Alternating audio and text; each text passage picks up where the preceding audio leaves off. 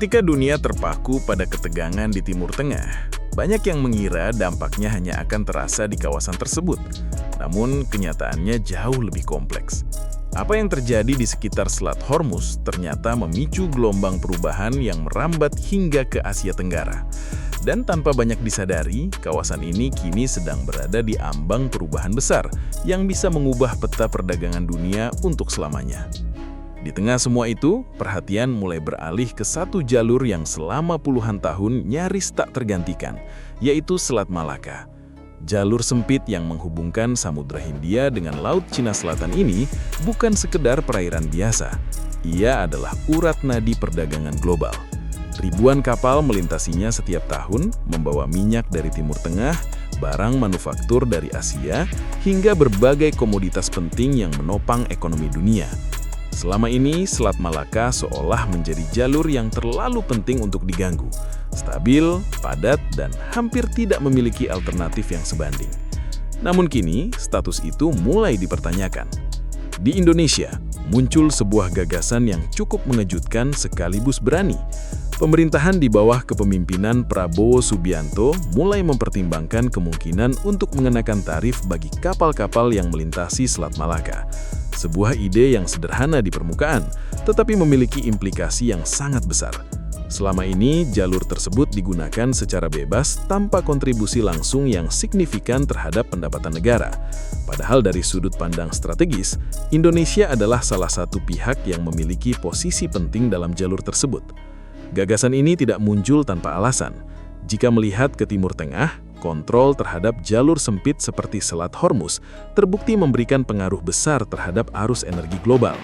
Indonesia melihat adanya peluang serupa. Jika jalur yang begitu vital bisa dimonetisasi dengan tepat, maka potensi pemasukan negara bisa meningkat secara signifikan. Ini bukan soal uang, tetapi juga soal posisi tawar dalam percaturan global. Namun masalahnya tidak sesederhana itu. Selat Malaka bukanlah milik satu negara. Jalur ini dikelola secara bersama oleh Indonesia, Malaysia, dan Singapura. Artinya, setiap kebijakan yang diambil harus mempertimbangkan kepentingan bersama. Dan disinilah konflik mulai muncul. Singapura menjadi pihak yang paling vokal menolak gagasan tersebut. Negara kota ini selama ini dikenal sebagai salah satu pusat perdagangan dan transshipment terbesar di dunia. Pelabuhannya menjadi titik pertemuan berbagai jalur perdagangan internasional, tempat di mana barang-barang dipindahkan dari satu kapal ke kapal lainnya sebelum melanjutkan perjalanan. Aktivitas ini bukan hanya penting, tetapi menjadi tulang punggung ekonomi nasional mereka. Bagi Singapura, prinsip kebebasan navigasi adalah fondasi utama sistem perdagangan global. Jika tarif diberlakukan di Selat Malaka, maka biaya logistik akan meningkat. Dan ketika biaya meningkat, daya saing akan menurun. Dalam skenario terburuk, kapal-kapal bisa mulai mencari jalur alternatif. Jika itu terjadi, posisi Singapura sebagai hub global bisa terancam. Malaysia pun tidak jauh berbeda. Negara ini juga memiliki kepentingan besar terhadap Selat Malaka. Dengan pelabuhan-pelabuhan strategis yang mendukung industri dan perdagangan internasional, Malaysia sangat bergantung pada kelancaran arus kapal di jalur tersebut. Bagi mereka, stabilitas dan keterbukaan Selat Malaka adalah kunci pertumbuhan ekonomi. Penolakan dari dua negara ini menunjukkan satu hal yang jelas. Selat Malaka bukan hanya soal geografi, tetapi soal kepentingan ekonomi yang sangat besar.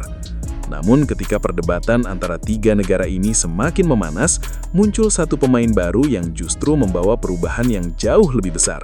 Negara itu adalah Thailand. Dengan visi yang ambisius, Thailand memperkenalkan sebuah proyek yang berpotensi mengubah segalanya. Proyek tersebut dikenal dengan nama Land Bridge, sebuah konsep infrastruktur besar yang dirancang untuk menciptakan jalur alternatif bagi perdagangan global tanpa harus melewati Selat Malaka. Ide dasarnya sederhana, tetapi dampaknya luar biasa. Thailand ingin menghubungkan Laut Andaman di sisi barat dengan Teluk Thailand di sisi timur melalui jalur darat. Dengan membangun pelabuhan di kedua sisi serta didukung oleh jaringan rel kereta api, jalan raya, dan pipa energi, barang-barang dapat dipindahkan dengan cepat dari satu sisi ke sisi lainnya. Artinya, kapal-kapal tidak perlu lagi memutar jauh melalui Selat Malaka. Mereka cukup berlabuh di satu sisi, memindahkan kargo melalui jalur darat, lalu melanjutkan perjalanan dari sisi lainnya.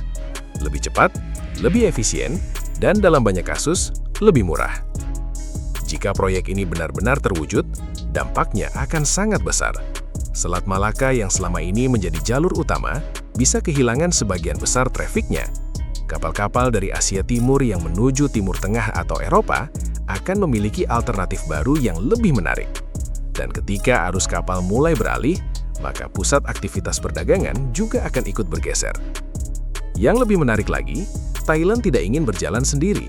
Mereka membuka peluang kerjasama dengan Indonesia. Dalam skema yang ditawarkan, Indonesia dapat berinvestasi dalam proyek tersebut dan mendapatkan bagian dari keuntungan yang dihasilkan. Bagi Indonesia, ini adalah peluang yang sangat besar, tidak hanya dari sisi ekonomi, tetapi juga dari perspektif geopolitik. Dengan terlibat dalam proyek ini, Indonesia bisa memainkan peran di dua sisi sekaligus, sebagai pengelola jalur lama dan sebagai bagian dari jalur baru. Namun di balik peluang tersebut, ada konsekuensi yang tidak bisa diabaikan. Bagi Singapura dan Malaysia, proyek ini adalah ancaman nyata. Jika sebagian besar lalu lintas kapal beralih ke jalur baru, maka aktivitas di Selat Malaka akan menurun. Dampaknya akan langsung terasa pada pelabuhan, logistik, dan berbagai sektor yang selama ini bergantung pada jalur tersebut. Bagi Singapura, ini bisa menjadi pukulan besar terhadap fondasi ekonominya.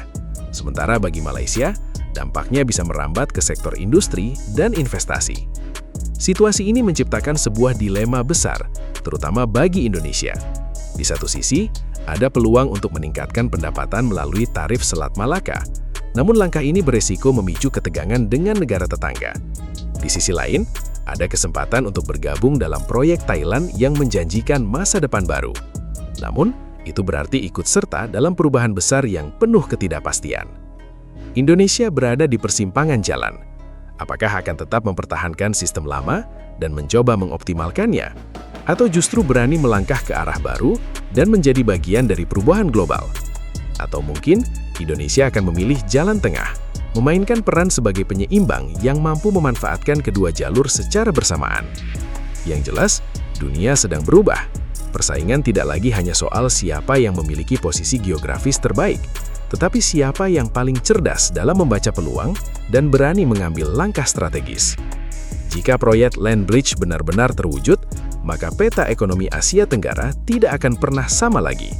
Jalur yang selama ini menjadi tulang punggung perdagangan dunia bisa kehilangan dominasinya, dan pusat aktivitas global bisa berpindah ke tempat yang sebelumnya tidak pernah diperhitungkan.